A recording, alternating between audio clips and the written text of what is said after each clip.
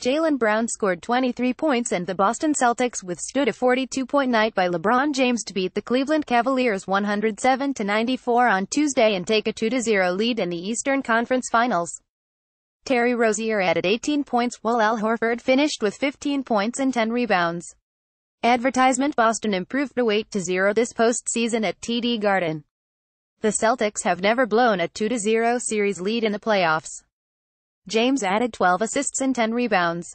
He scored 21 of Cleveland's 27 points in the first quarter, tying his playoff career high for points in a period. His 42 points marked his fifth 40-point game of this postseason.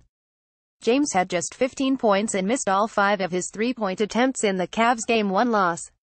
Advertisement: but he didn't seem to play with the same force after straining his neck in a first-half collision, and the Cavaliers wilted in the second half, with the Celtics outscoring them 59-39.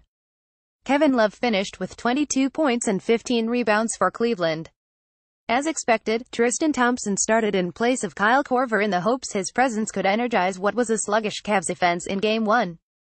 Thompson got Cleveland's first basket of the night and helped to limit Horford's effectiveness on the inside early on.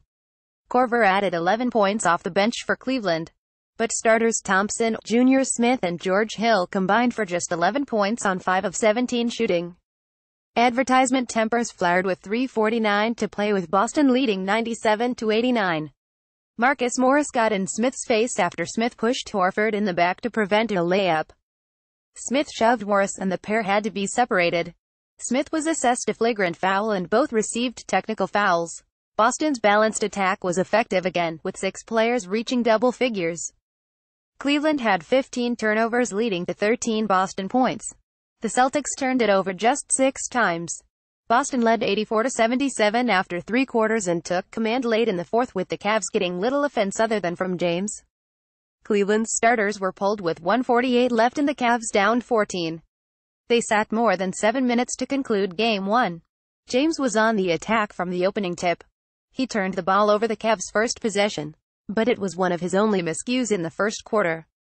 James was also astoundingly efficient, using his dribble to create space while he knocked down an assortment of jump shots. He finished the opening quarter 8 of 13 from the field and 4 of 7 from the three-point line.